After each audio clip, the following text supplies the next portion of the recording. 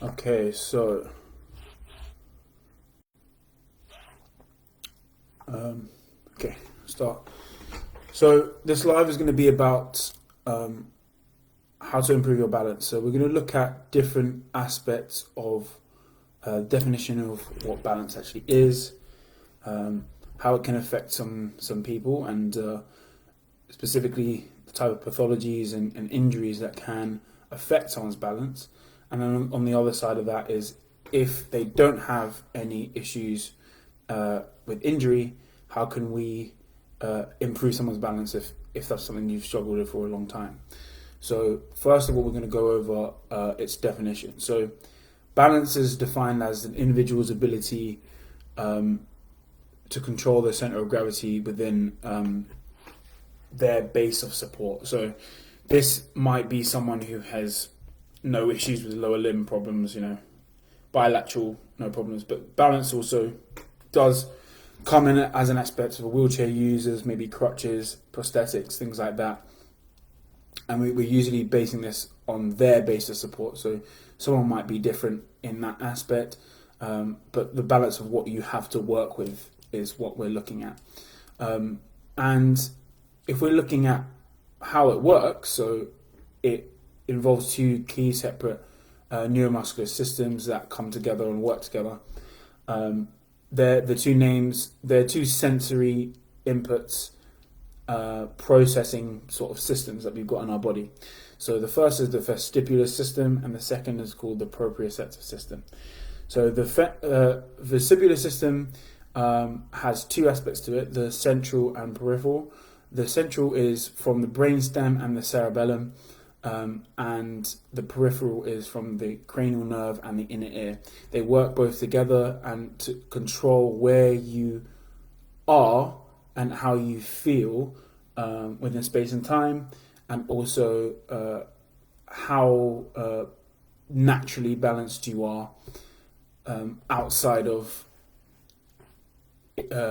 further issues that aren't just your normal day to day. So within this, so some central pathology, so some issues that you could have with the vestibular system, that's mainly the balance, is central pathology. So you could have some people that suffer from multiple sclerosis have damage to their brainstem, and as a result, their ability to their vestibular system centrally is affected.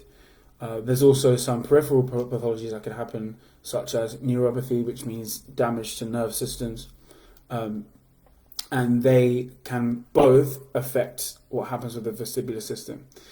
Now, the second part of this is the proprioception system. That's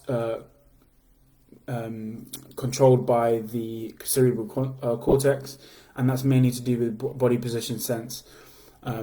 It's controlled by the cerebral cortex, but each of your body joints also have connection to this.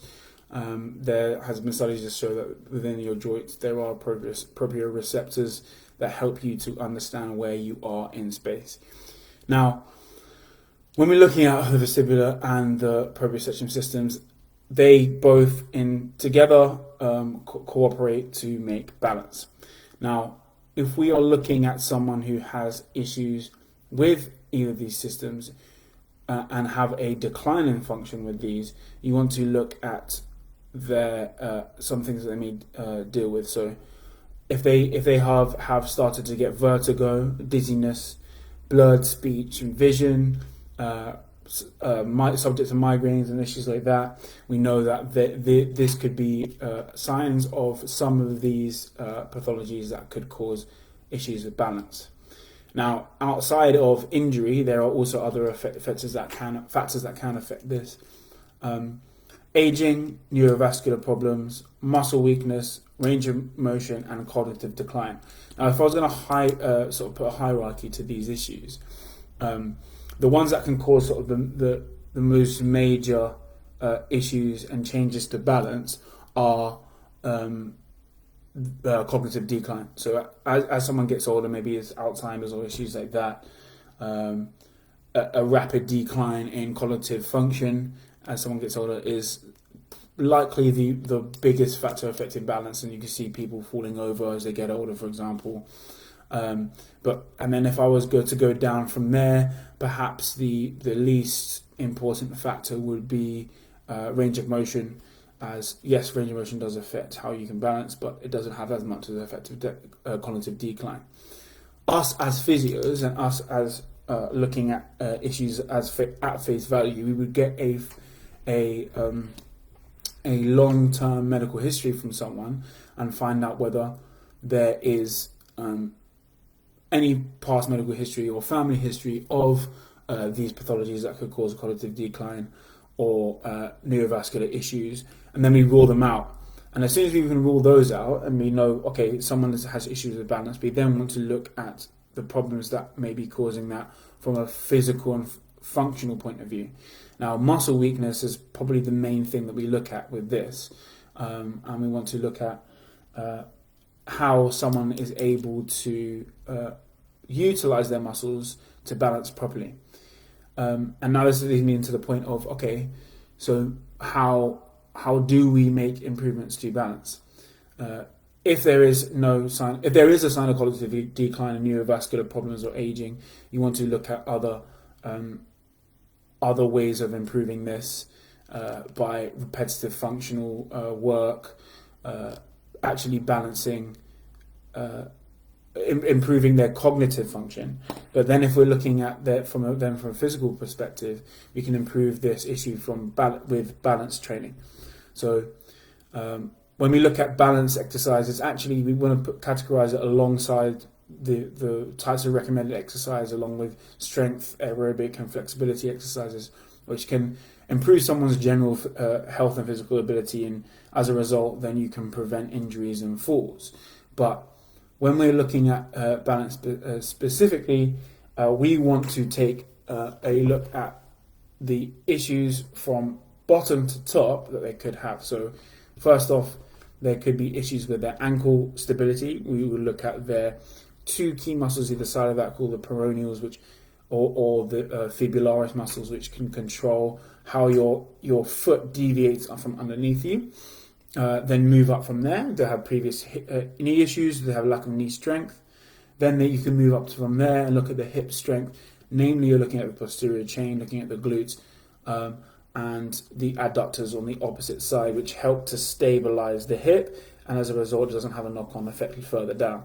So when we're looking at ways to improve balance, strengthening is a very important aspect of that, and then we can move from there to practice those specific exercises that are going to help with balance. Now, when we want to practice these exercises, the most important thing that you want to do is repetition, so that it sticks in your mind and sticks with your muscles, because our muscles have memory as well, in a roundabout way. So with the main goals for these exercises, we're trying to prevent further injury, prevent further falls. And let's say if someone comes in with an ankle sprain, you know that these proprioception, perception of movement is going to change, so therefore we want to make direct changes by having them exercise in the way that got themselves injured in the first place, and work on their balance in that aspect. Now, what we do know from a outcome measure perspective, so if we're looking at someone's balance, we want to test that and see, have them benchmark numbers, so that we can see, okay, this is what their balance is like beforehand. Can we make improvements later down the line? Let's do a test to start off and see how they get on. So this could be a single leg balance test, a four-stage balance test is a cluster of tests, which we take them through different forms of exercises. There's something called the Berg Balance Scale, which is another objective measure, a falls risk assessment tool for someone who is maybe not as active and unable to get them to physically test. We could look at what their previous fall history is like and monitor it that way. And then from there, you want to repeat the exercises that are going to benefit them and improve them in that way. Now, when we look at balance, there are different aspects in which we can make those improvements as well, by looking at progressions and regressions. Usually we know with balance it's a lot easier to balance on a harder surface. It's easier to balance with your eyes open because that takes away from some of the cognitive aspect of how to balance and teaches your body to do it on its own. And then you've also got movement alongside balancing, which could help perturb someone, so make it a little bit more difficult for them in exercise, and that's how you progress them, and you can regress in the opposite way. Usually it's something that with repetition it improves, so you definitely need to make sure that you keep practicing, and whatever exercises are prescribed to you, you keep repeating until it sticks in your head and becomes easy for yourself. Now, if you are someone who has a lack of cognitive function and vestibular function, it's important that we try different forms of medications and cognitive practices to help rebalance you. Obviously, when it comes to something that is degenerating, it's a lot more difficult to do so. So it's important to keep that in mind. You want to keep yourself, if you're on a decline, try to minimize that from going at a rapid pace by practicing and improving your balance, both cognitively and functionally. So there you go. We'll leave that there for this week, and hopefully it makes sense.